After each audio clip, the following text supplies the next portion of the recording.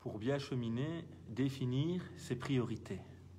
Bismillah ar-Rahman ar-Rahim, alhamdulillah wa salatu wa salam ala rasulillah wa ala alihi wa sahbihi ajma'in. Assalamu alaikum wa rahmatullahi wa barakatuh, que la paix soit sur chacun et chacune d'entre vous. Au nom de Dieu, le tout rayonnant d'amour, le très rayonnant d'amour, et que la prière et le salut soient sur notre noble prophète Mohammed, ainsi que sa famille et l'ensemble de ceux qui ont suivi la voie de la miséricorde qu'il a tracée pour l'humanité. Mes frères et sœurs, chacun d'entre nous a envie de vivre une foi apaisante, une foi qui le rapproche de Dieu, une foi qui lui permet de goûter au bien-être. Comment faire pour goûter à cette saveur? Ta'am al-iman, halawat al-iman dans un autre hadith. Parmi les outils ou les éléments qui pourraient nous permettre justement de mieux cheminer, de mieux vivre notre foi, c'est l'importance de définir des priorités. Car à une époque où les informations sont légion, nous sommes sans cesse aujourd'hui abreuvés d'informations, je pourrais me dire parfois pollués par des informations, même religieuses. On reçoit des tonnes de messages, de transferts, il y a énormément d'informations sur le net, beaucoup de choses qui se répètent autour de nous. Et ce surplus d'informations est souvent trompeur, car certains et certaines d'entre nous ont l'impression qu'on parle beaucoup de religion, alors qu'on parle très peu de foi. Certains et certaines d'entre nous ont l'impression que l'on évoque tout le temps Dieu, alors qu'on ne parle jamais de lui. Et toutes ces infos qu'on reçoit sont en général des informations liées à des aspects très pratico-pratiques de l'islam, des questions souvent très secondaires du message, et que certains ont l'impression ou que certains présentent comme étant des fondamentaux. Et donc ce surplus d'informations, en général, a plutôt pour effet de perturber l'individu. Or, comme nous le savons, Dieu a créé l'univers sur des lois, as-sunan. Et ces lois, Dieu les a établies dans tous les domaines. Je ne peux pas apprendre une langue en 2 minutes. Et si je me mets dans un niveau au-delà du mien, je vais être perturbé, je n'arriverai pas à avancer.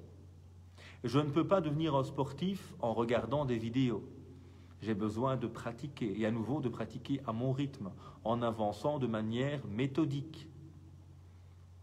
Même chose dans ma spiritualité, je ne peux pas devenir super musulman ou super musulmane en une fois. J'ai besoin également, pour bien cheminer, de commencer par des priorités. Alors comment faire justement pour cheminer à la lumière des priorités fondamentales?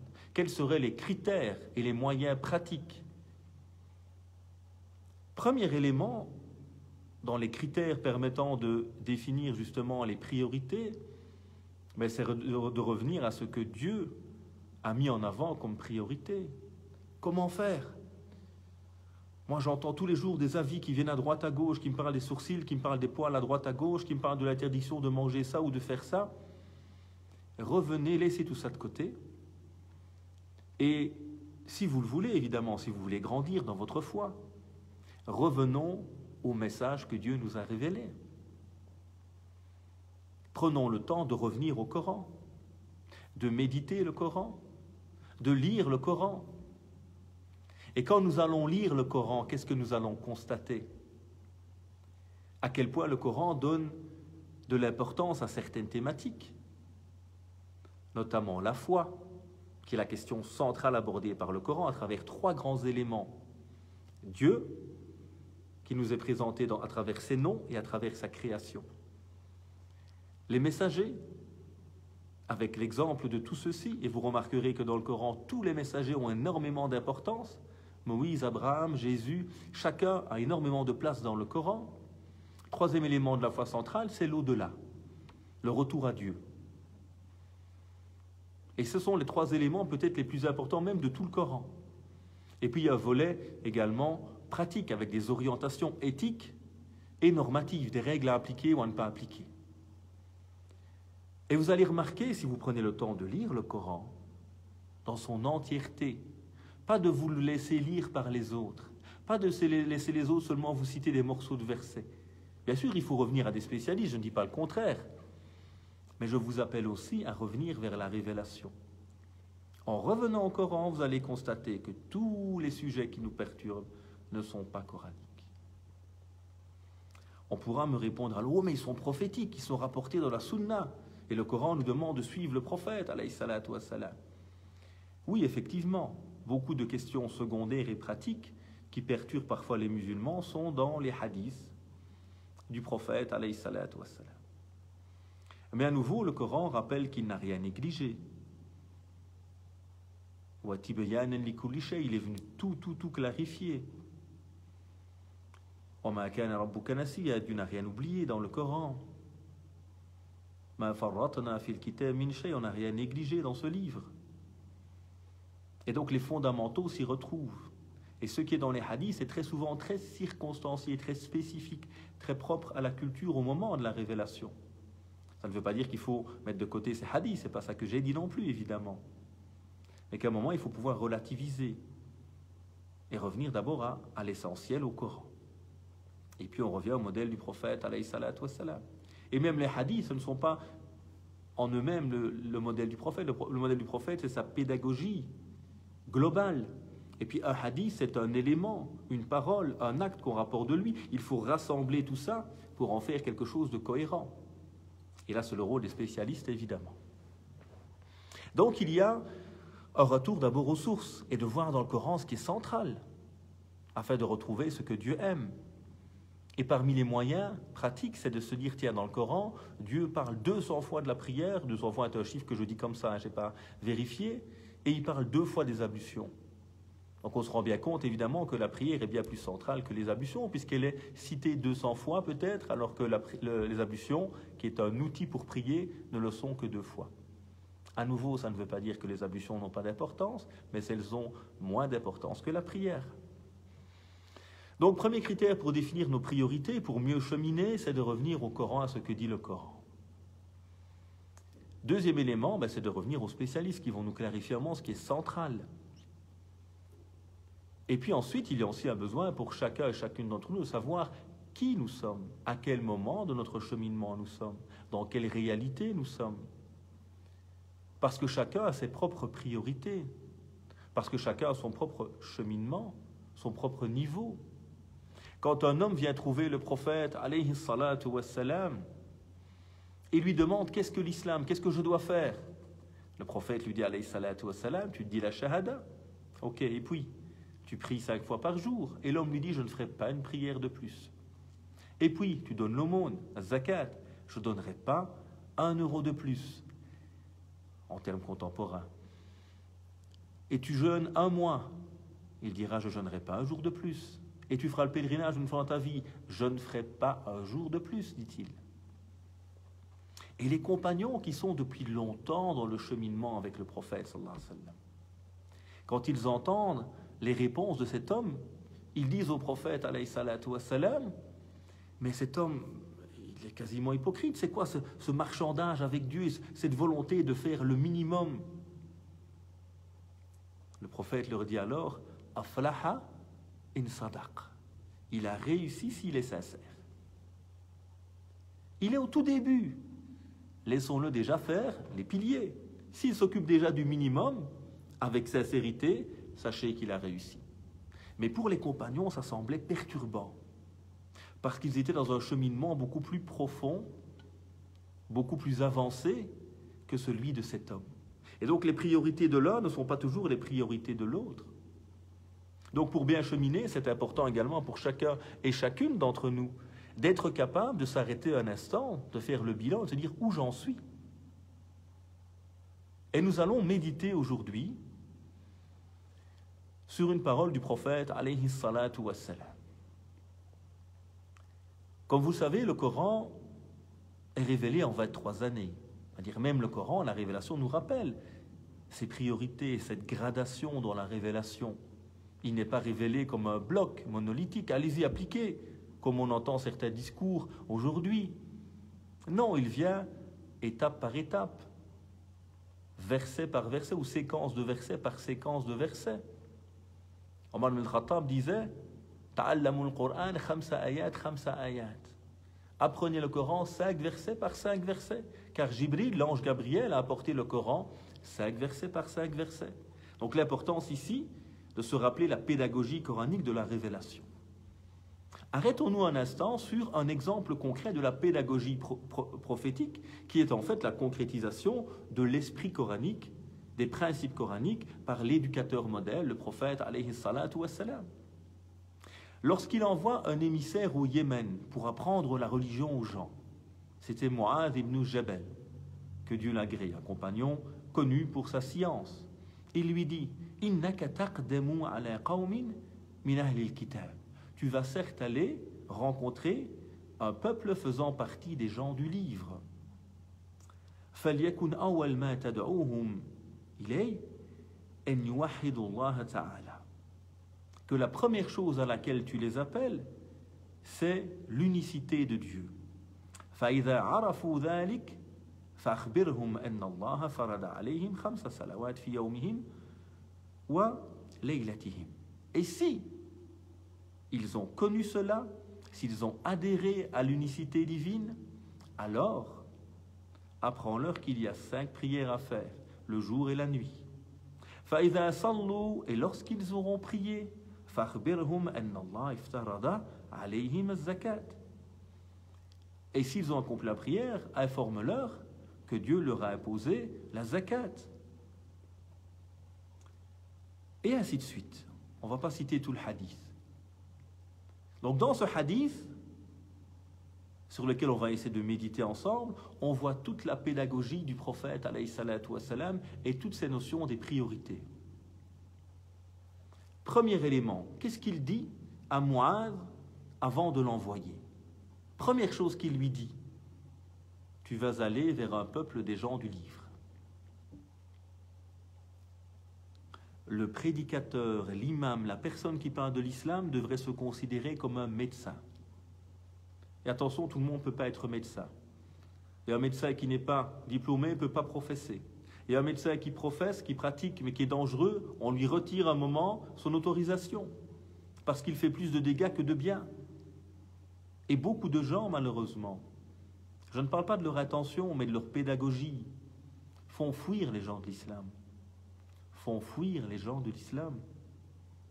Et je l'entends autour de moi. Je le constate. Je rencontre des gens blessés qui ont un parcours. Et quand ils me parlent de l'islam, ils ont mal. J'ai une maman qui est venue il y a quelques mois en me disant 2 de mes filles ont quitté la maison quand elles ont été majeures. Et elles n'ont pas que quitté la maison, elles ont quitté leur religion aussi. Parce que mon mari est dur. Mon mari leur a tout interdit depuis toute petite, au nom soi-disant de sa lecture de l'islam.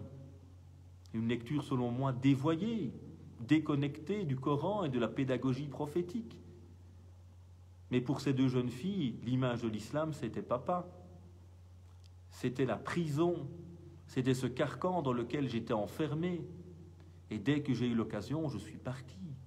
Et je n'ai pas quitté que ce père tortionnaire, j'ai quitté avec lui ce message terrible qui m'a fait souffrir toute ma vie.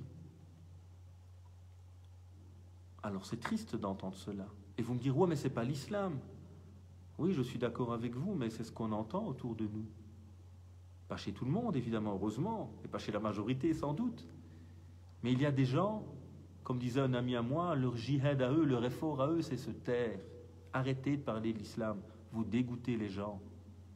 Arrêtez de perturber les autres avec vos bêtises.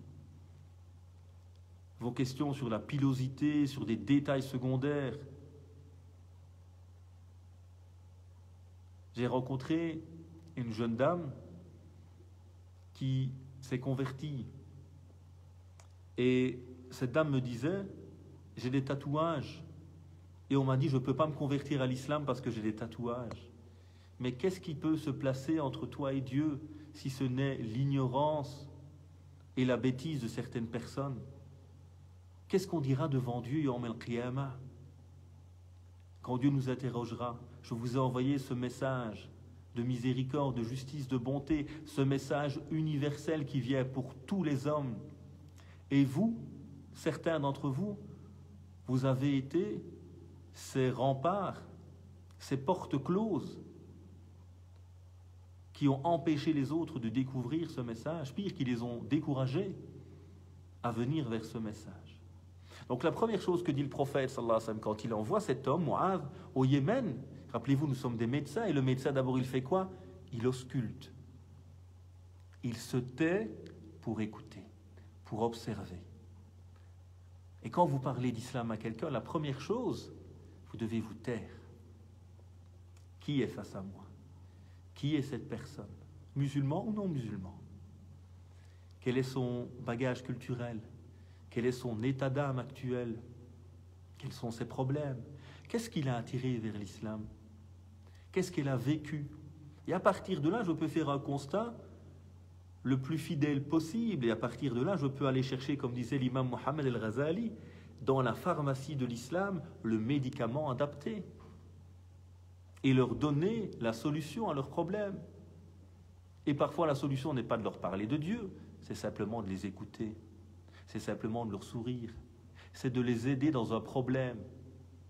Ils ne veulent pas entendre peut-être à ce moment-là un dars, une leçon.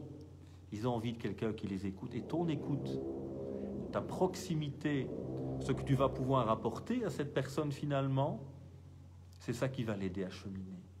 On rapporte que le prophète, alayhi salatu wa salam, à Médine, la servante pouvait venir prendre le prophète par la main et le tirer dans tout Médine jusqu'à ce qu'il accomplisse ce dont elle avait besoin. Il était au service de tout un chacun. Et on n'a pas besoin de toujours parler beaucoup. Écoute, comprends qui est face à toi, comprends dans quelle situation. Et donc le prophète lui dit d'abord, attention, tu vas aller chez des gens du livre, des gens qui connaissent déjà la révélation, des gens qui croient en l'au-delà, des gens qui croient en Dieu. Et donc tu dois avoir un discours adapté à leur réalité. Ce ne sont pas des athées, ce ne sont pas les polythéistes. Comprendre la réalité de la personne qui est face à toi, musulman ou non musulman, c'est la première étape, la première clé pour pouvoir bien t'adresser à cette personne, évidemment. Ensuite, qu'est-ce qu'il leur dit? Donc tu vas aller vers des gens du livre, que la première chose à laquelle tu les appelles, c'est l'unicité de Dieu. Dans certaines versions, elle lui dit qu'ils attestent qu'il n'y a de Dieu que Dieu, de divinité que lui, l'unique, et que Mohammed est son messager. Première chose à laquelle tu dois appeler les gens, c'est connaître Dieu. Alors il le dit après, فَإِذَا عَرَفُوا ذَلِكَ. Et lorsqu'ils auront connu cela, pas seulement lorsqu'ils auront entendu cela. L'erreur de certains d'entre nous, c'est que quand un converti vient, par exemple, on lui dit « Allez, dis la shahada ». Il prononce une formule magique que parfois il ne comprend même pas. « Bismillah, ça y est. » Tac, le cachet dessus. « Marhaban ». Et même nos enfants, parfois, on fait l'erreur. Et même nous-mêmes, parfois, on fait l'erreur. Oui, on sait dire la shahada. Oui, on la propose comme une... on la prononce comme une formule. Mais est-ce qu'on a médité sur celle-ci? Est-ce qu'on l'a connue réellement? Man qala la ilaha illallah mukhlisan dakhala al-jannah. Dans certains hadiths, celui qui dit il n'y a aucune divinité si ce n'est Dieu avec sincérité. Man kana akhir kalamihi la ilaha illallah dakhala al-jannah. Celui dont la dernière parole, c'est-à-dire qu'il a pu vivre toute sa vie avec la ilaha illallah. Aucune divinité, aucune passion, aucun instinct, aucun amour n'est plus grand que Dieu dans mon cœur. J'ai vécu avec la ilaha illallah, au point où même dans les derniers instants de ma vie, c'est ce qui a habité mon cœur tout au long de celle-ci qui s'exprime, la ilaha illallah. Puisse Dieu nous permettre d'être de ces gens qui vivons tout au long de notre vie avec la ilaha illallah, aucune divinité si ce n'est lui, et qui dans leurs derniers instants pourront encore témoigner de cet amour unique que nous avons envers notre Créateur, tout rayonnant d'amour, très rayonnant d'amour, Ar-Rahman Ar-Rahim. Et donc, première chose, c'est qu'ils unicifient Dieu, qu'il n'y ait qu'un Dieu dans leur cœur, pas seulement dans leur bouche. Et ça, c'est un travail qui peut prendre des mois, voire des années, et qui est le travail de toute une vie. Rappelez-vous à la Mecque, le prophète, alayhi salatu wa salam, dans les premières années, il n'y a pas encore les 7 prières obligatoires. Elles ne vont venir que lors du voyage nocturne. Mais il y a depuis le départ, il leur disait « Ya ayyuhannas, qulu la ilaha illallah, tuflihu » Oh, vous les hommes, un message universel. Dites, comprenez, vivez la ilaha illallah et vous allez réussir. Vous allez être heureux. Ici-bas, vous libérer et gagner dans l'au-delà. Donc cette première étape centrale, il ne faut pas la négliger. Parce que toute la suite est conditionnée à cela. Pourquoi ma prière est parfois dure? Pourquoi ma pratique est parfois difficile à accomplir? Parce que l'amour de Dieu n'est pas assez dans mon cœur. Parce que je n'ai pas assez connu Dieu. Cette connaissance du cœur. Et donc la première étape qu'il lui rappelle ici, voilà les priorités. 1. Comprends qui est face à toi. Et comprends-toi toi-même si tu parles à toi-même. 2. Reviens à Dieu. Et pas revenir avec des formules mathématiques. Il y a certains bouquins, c'est des formules. Dieu, c'est ça, c'est pas ça, c'est ça. Reviens à Dieu par ton cœur, par la méditation. Et sur terre, il y a des signes pour des doués de certitude envers Dieu. Quand tu aperçois, quand tu médites sur l'univers, la création, ton cœur s'emplit de certitude vis-à-vis de ce Créateur. Et donc il y a cette importance de revenir vers soi, de revenir vers Dieu, de le connaître par ses noms et ses attributs, en méditant sur chacun de ses noms, en redécouvrant le modèle du prophète, lisez la biographie du prophète, alayhi salatu wassalam, pour mieux comprendre sa vie, de manière globale, cohérente, à travers la sira, la biographie du prophète, alayhi salatu wassalam. Et seulement après cela, فَإِذَا عَرَفُوا ذَلِكَ فَأَخْبِرْهُمْ أَنَّ اللَّهَ فَرَضَ عَلَيْهِمْ 5 salawat. Et lorsqu'ils auront connu cela, connu Dieu réellement, informe-leur qu'il y a 5 prières à accomplir durant le jour et la nuit. Et seulement après le de nouveau, فَإِذَا صَلُّوا, et lorsqu'ils auront prié, donc c'est pas info après info, après info, après info, bismillah, vas-y. Là, c'est pas ça la pédagogie du prophète, sallallahu alayhi wa sallam. C'est pas ça le discours coranique. C'est une information qu'on te donne, connais Dieu, découvre Dieu, découvre le prophète. Et quand cet amour remplit ton cœur, commence à prier. Et au moment où tu as commencé, tu as réussi à prier, informe-lui qu'il y a autre chose encore par après. Mais attends qu'il ait atteint le palier, le niveau. Et ça, c'est l'éducateur, l'éducatrice qui a compris le message. Et c'est ça qui nous manque beaucoup.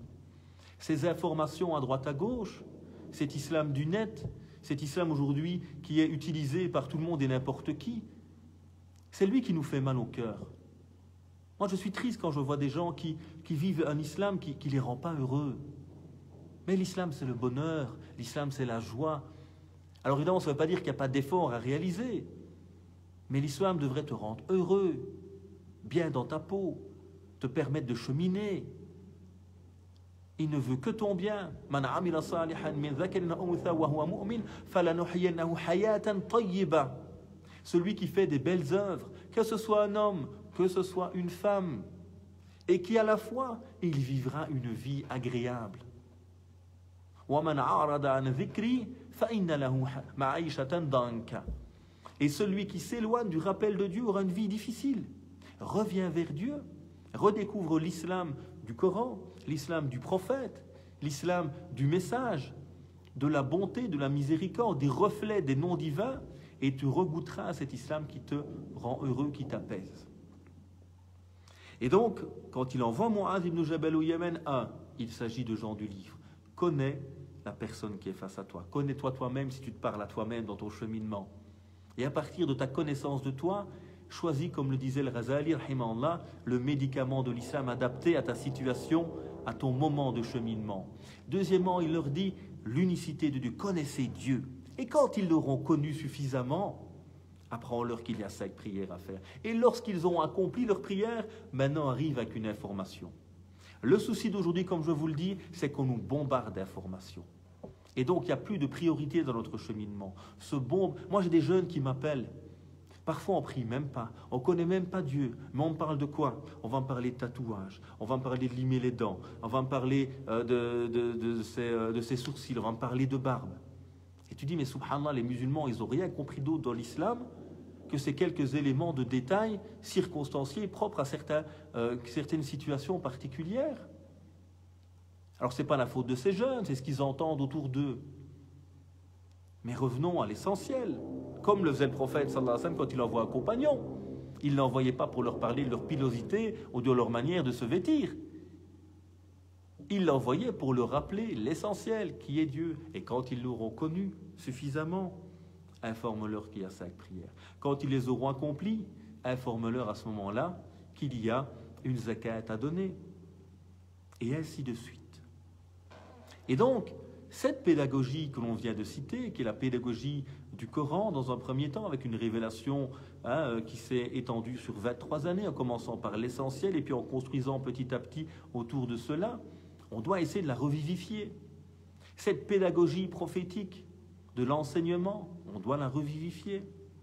Il nous disait, alayhi salatu wassalam, « Inna hadha ad-din matin, fa'awghilu fihi bir-rifq » Cette religion est profonde.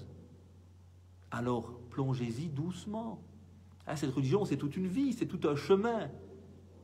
Alors, allons-y doucement, étape par étape. Commençons d'abord par l'essentiel. Et comme disait Ibn Abbas, Ar-Rabbani, l'homme qui est connecté avec Dieu, l'éducateur, l'enseigneur, Ar-Rabb, est celui qui commence par le savoir accessible avant le savoir compliqué. Et ça ne veut pas dire qu'on doit infantiliser et qu'on doit avoir un discours simpliste. Mais ça veut dire qu'on doit commencer par le cœur, par l'essentiel. Et avec une pédagogie qui nous permet de comprendre d'abord ce qui est le plus important. Et à partir de là, je peux petit à petit développer. Donc ça, c'est essentiel à revivifier, c'est cette pédagogie du prophète sallallahu alayhi wa sallam.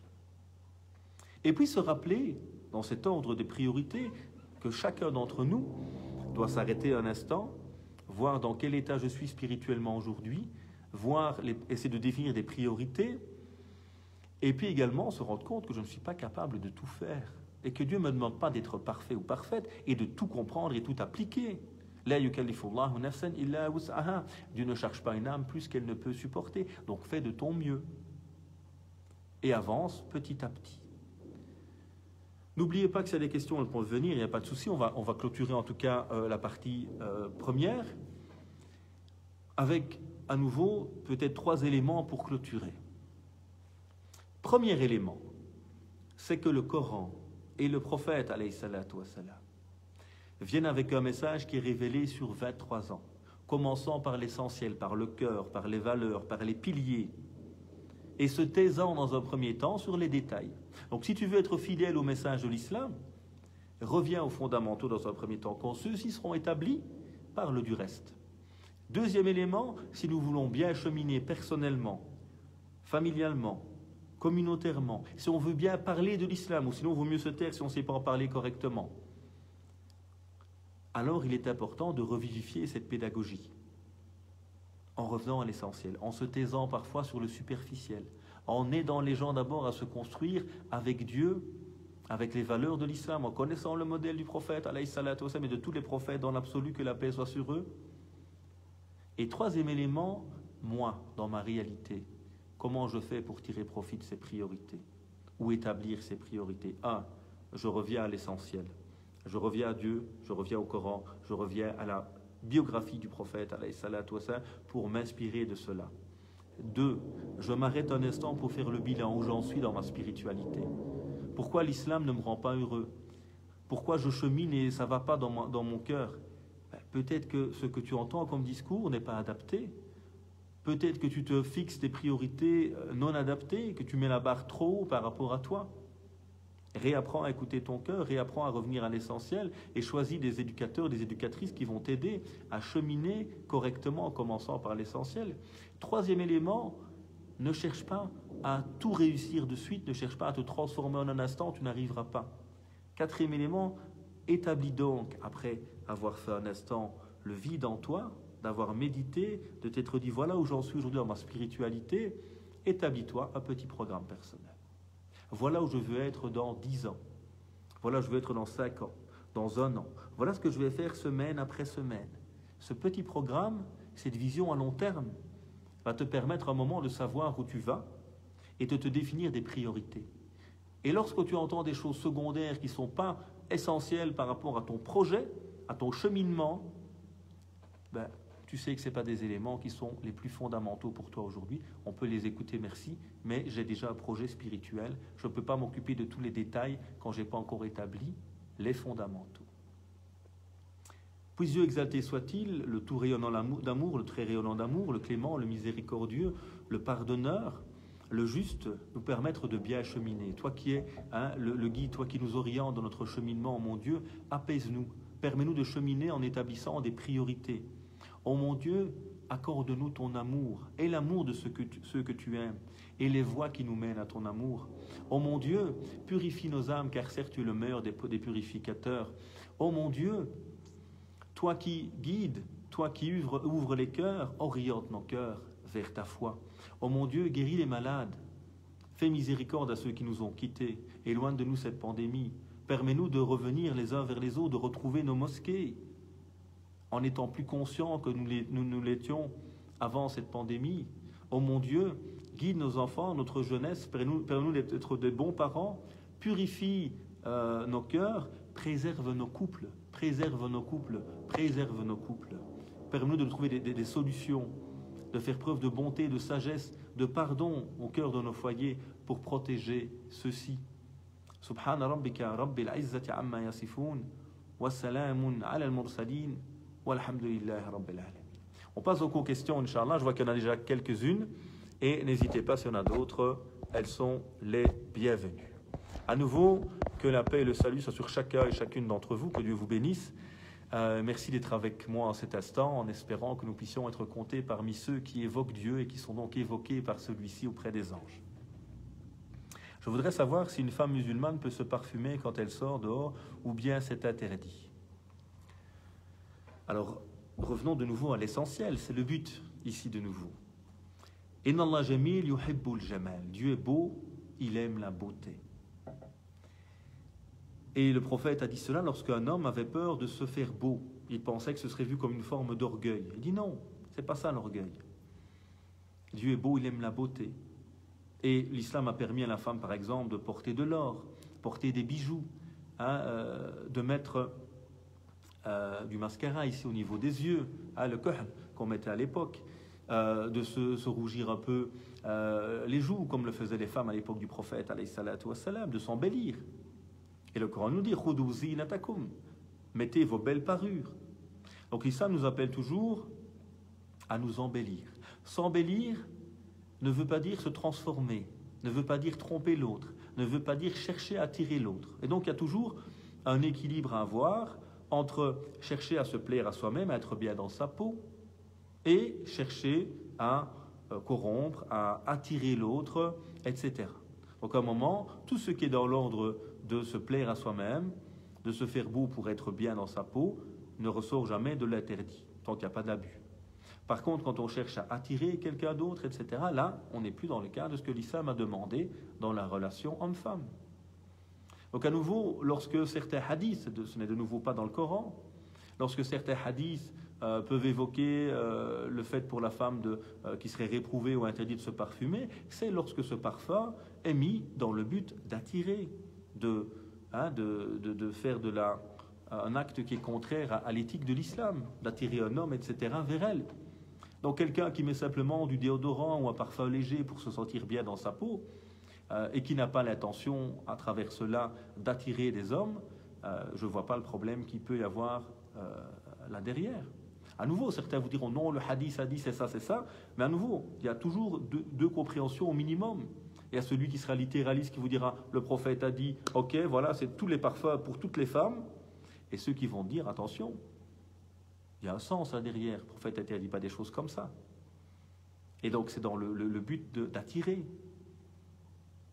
de semer la corruption sur terre. Et si c'est simplement pour se sentir bien, je ne vois pas le problème qu'il peut y avoir là derrière. Wallahu ta'ala a'la wa a'la.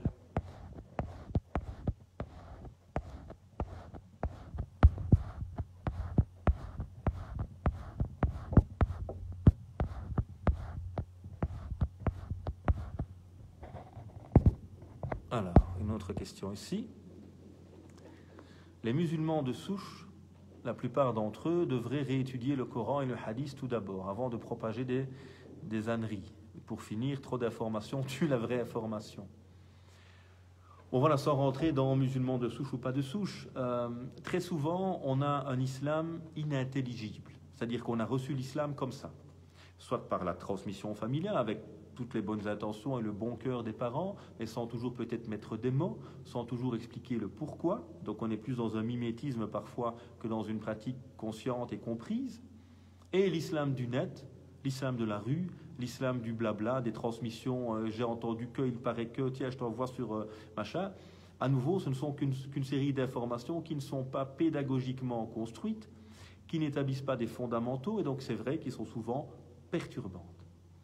Et le souci de beaucoup d'entre nous, là, je reviens peut-être à ce que vous dites, c'est qu'on parle sans connaître, ou ce qu'on a connu, on pense que c'est la seule manière de le faire ou de le dire.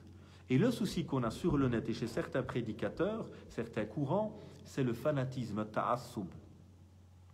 Certaines personnes pensent, par erreur, et là on peut dire clairement que c'est une erreur, que la vie qu'ils donnent est l'islam. Donc on l'a déjà dit dans d'autres discours, le souci de certains, c'est qu'on confond l'interprétation qui m'a convaincu, ou l'interprétation que je connais tout simplement, parce que c'est la tradition familiale, parce que c'est l'imam que j'ai suivi, parce que, etc., etc. On confond son interprétation sur une question secondaire qui est toujours sujette en fait à débat, avec l'islam. Et donc quand je vois quelqu'un appliquer quelque chose qui n'est pas ce que moi je connais, je comprends, j'estime que cette personne est dans l'erreur, l'égarement, dans l'innovation, voire est sortie de l'islam parfois chez certains. Donc là, effectivement, c'est un gros souci. Donc apprenons simplement à relativiser et apprenons la modestie. Ce que je connais n'est peut-être pas correct. Ce que je connais n'est peut-être pas la seule possibilité ou la seule version possible. Et on vivra beaucoup mieux notre foi quand les gens apprendront et seront éduqués par des gens qui leur disent justement qu'il y a de la pluralité, qu'il y a de la diversité, et qu'à un moment, l'islam étant une question de sincérité, de cœur, ce qui est important, c'est de suivre ce qui me convainc, qui me semble pertinent. Et pas de suivre des choses parfois juste parce qu'on me fait peur, parce que beaucoup utilisent la peur. Tu n'écoutes pas ce que je dis, tu es un mécréant. Tu n'écoutes pas ce que je dis, tu es un égaré. Attention, les grands savants ont dit. Donc on va toujours venir avec un argumentaire qui ne se fonde pas sur, justement, l'argumentation logique, sur les preuves, mais sur la peur et sur des termes mal utilisés ou utilisés volontairement de manière à manipuler les autres en leur disant tous les savants ont dit, les grands savants ont dit, ce qui n'est jamais le cas entre nous sur les questions de détail. Et c'est parce qu'on ne connaît pas que ça n'existe pas, nous.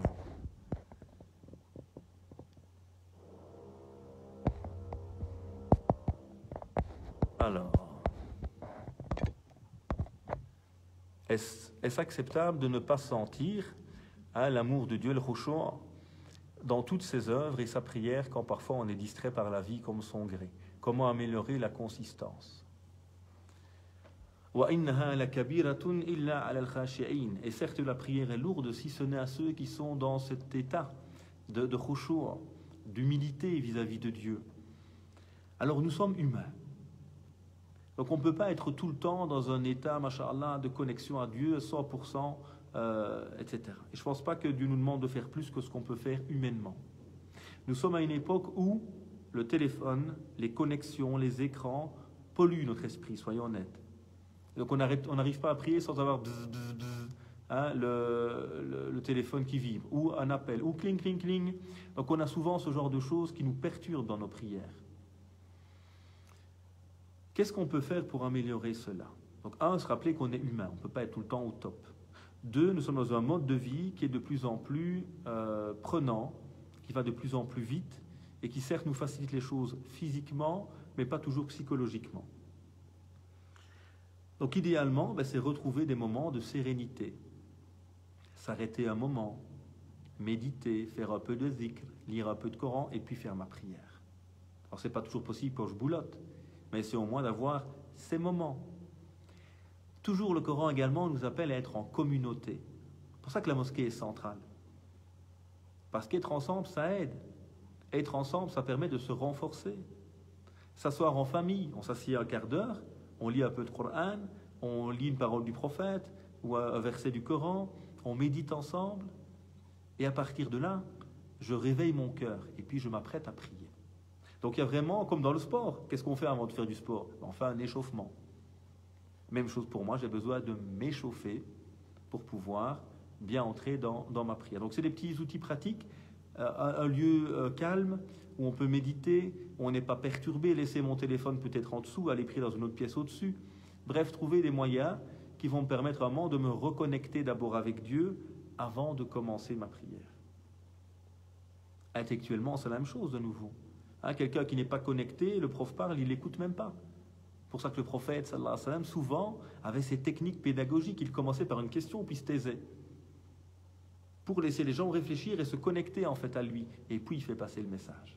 Donc, voilà quelques éléments. Donc un, on s'apaise, on fait de son mieux, on est humain, on ne va pas toujours être parfait. Deux, on essaie de trouver un bon milieu, de créer un espace qui va nous permettre, et une préparation qui nous permette de mieux se connecter à la prière. Trois, être en groupe, c'est toujours quelque chose qui est dans le cheminement. Allahu a'lam. Alors, j'ai un grand souci, je suis converti, mais j'ai un blocage au niveau de la prière. J'aime beaucoup Allah, mais je n'arrive pas à faire la prière régulièrement. J'ai l'impression qu'il y a des barrières qui m'empêchent de prier. Alors, il faudrait peut-être un peu plus de détails, évidemment, sur votre question, mais pour cheminer, pour avancer, il y a besoin de se rappeler qu'il n'y a pas une belle chose sur terre qui ne s'acquiert pas sans l'effort. Et que c'est dans la continuité, dans l'effort, que je peux grandir. Et que même si ce n'est pas toujours dans l'idéal, c'est en avançant que je vis heureux. Prenons nos enfants, on aime tous nos enfants, ceux qui en ont, mais ce n'est pas toujours la joie. On n'est pas toujours heureux de devoir les ramener à l'école, de devoir leur faire à manger, de devoir faire certaines choses, évidemment. Mais je ne peux pas leur dire, bon, les enfants, je ne suis pas en forme aujourd'hui, je ne suis pas en pli d'amour ce matin, je ne me sens pas bien dans ma peau, je ne vous ramène pas à l'école. Non, c'est dans ces petites choses au quotidien, dans ces petits efforts, que cet amour existe entre moi et mes enfants et s'entretient. Donc j'ai des fois dur à prier, mais je me rappelle que c'est dans cet effort que je fais au quotidien que cette relation d'amour va se réformer, va s'améliorer et va continuer. Et donc voilà, pour la prière, moi je vous conseille peut-être déjà de prier une fois, commencer une fois, prier une fois par jour. Prier une fois par jour pour commencer. Alors c'est ça avec prière, on le sait bien, mais pédagogiquement, commençons par une. Et puis on va essayer de passer à 2, et puis 3, et puis 4, et puis 5, petit à petit. Commencez peut-être déjà par parler avec Dieu, vous connecter avec Dieu. Et puis petit à petit, on va rentrer dans la prière rituelle avec ses normes, etc., etc., etc. Donc voilà, quelques éléments comme ça. Je n'ai pas beaucoup d'infos sur votre question. J'espère que ça répond. Si besoin, mon numéro est sur la page. Vous pouvez m'envoyer un message sur WhatsApp et on peut en discuter. J'ai un blocage pour apprendre l'arabe. Je lis le Coran en langue française. Est-ce que cela n'est pas suffisant pour Dieu? Je culpabilise et en parallèle, je n'arrive pas à me mettre à apprendre la langue arabe. Dieu nous demande de faire de notre mieux, pas de faire plus. L'islam est universel, ce n'est pas la religion des Arabes. Tout le monde peut être musulman, qu'on parle chinois, albanais, et vous savez que plus de 90% des musulmans ne parlent pas l'arabe. Ce ne sont pas pour autant de moins bons musulmans, évidemment. Donc à un moment, Dieu nous demande de faire de notre mieux. Et si on peut apprendre l'arabe, au moins juste à lire, pour lire le Coran, tel qu'il a été révélé au prophète. Et donc gardez ce lien, si vous voulez, avec la révélation initiale, dans la langue d'origine, dans les mots que Dieu a utilisés pour faire passer ce message. C'est toujours bénéfique, même si je ne comprends pas tout. C'est cette connexion à l'origine, si vous voulez. Mais en parallèle, je lis en français, évidemment.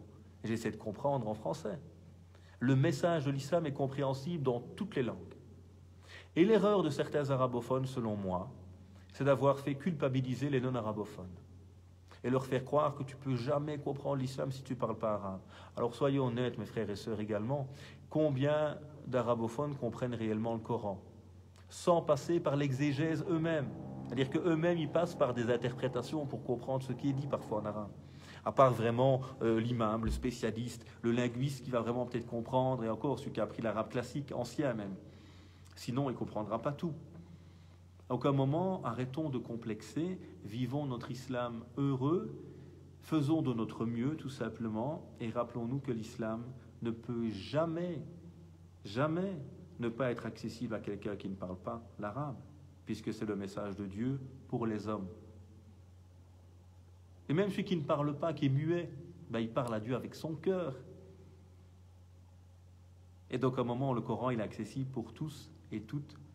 Et la seule chose qu'on doit distinguer, c'est une lecture de spécialiste qui doit naturellement passer par l'arabe.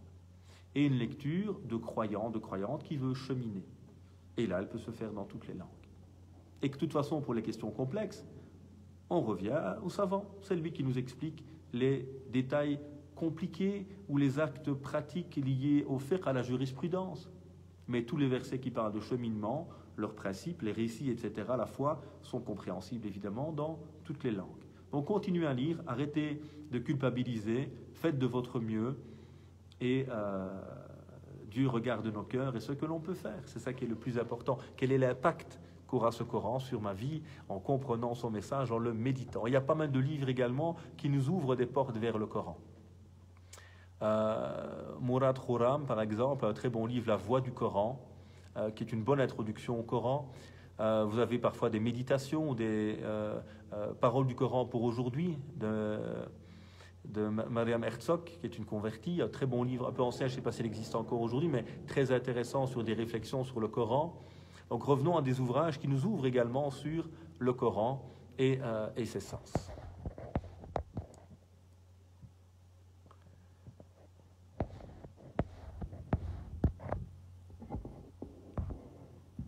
Alors, il y a une longue question ici. Dans le cas où un musulman prie depuis des années et qu'il s'est trompé dans les priorités, connaître Dieu et puis prier, etc., la personne ne vit pas sa prière.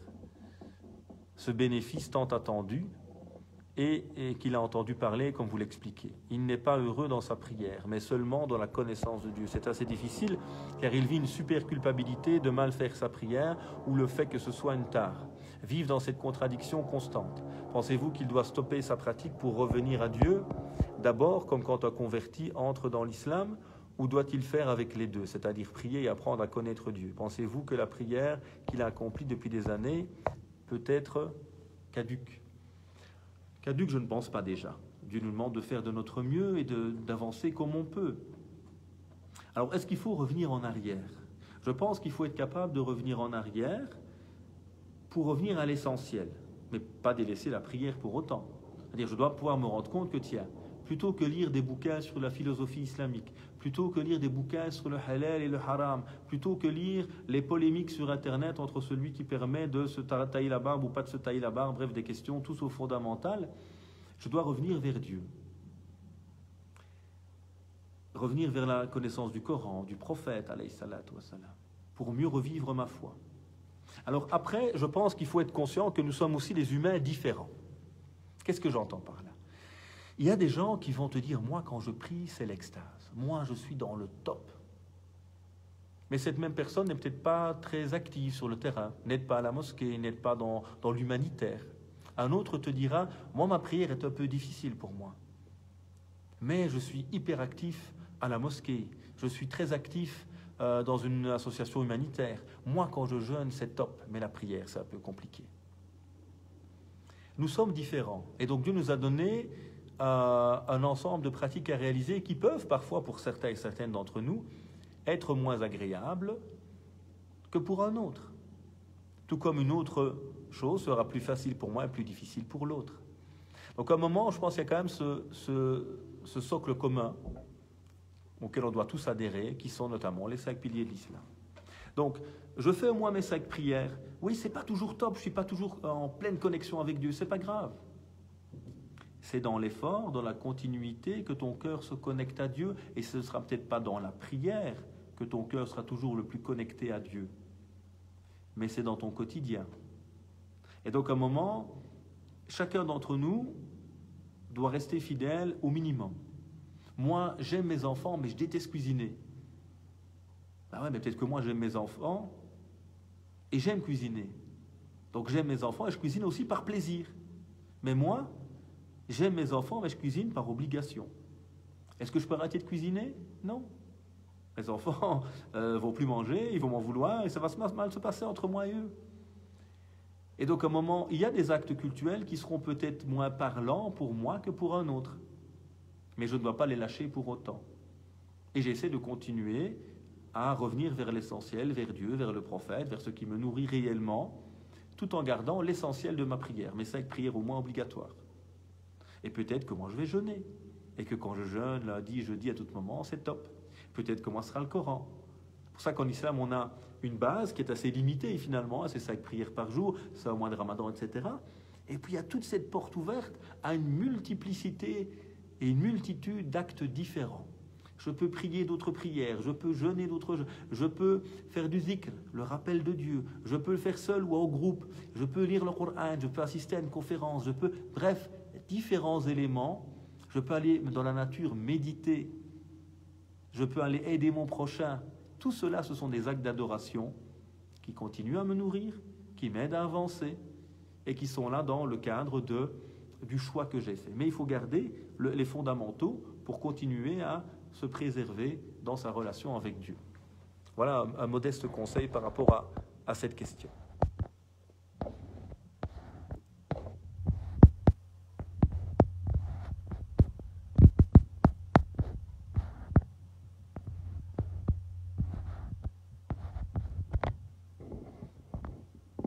Alors, une autre question ici.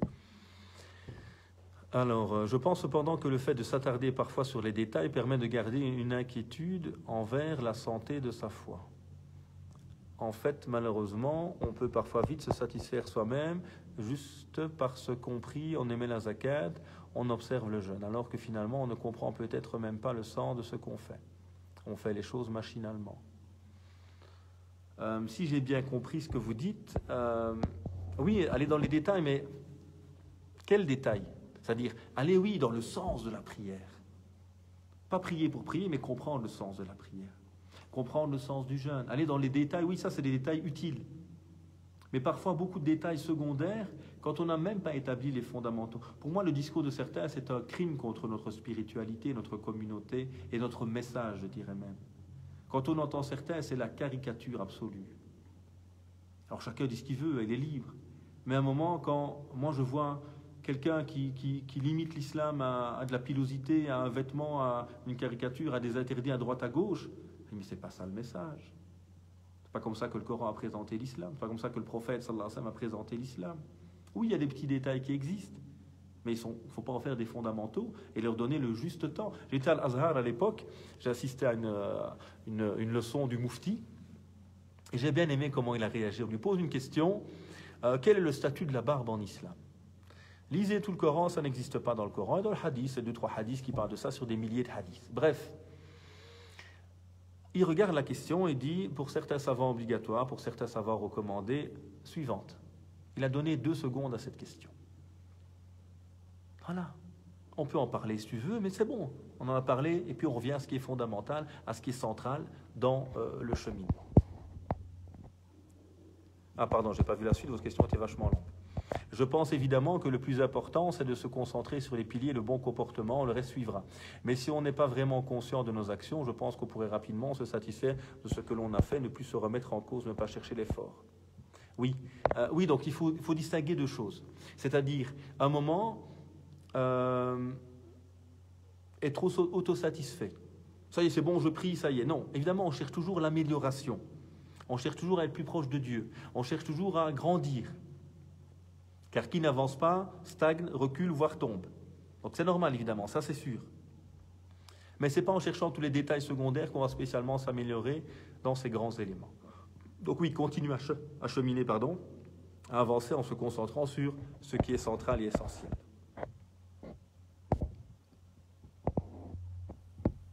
J'ai un ami décédé, que Dieu lui fasse miséricorde, sans famille, pleuré la pitié de Dieu. Quand je sors une sadaqa pour lui, est-ce acceptable ? Oui, on peut faire une aumône.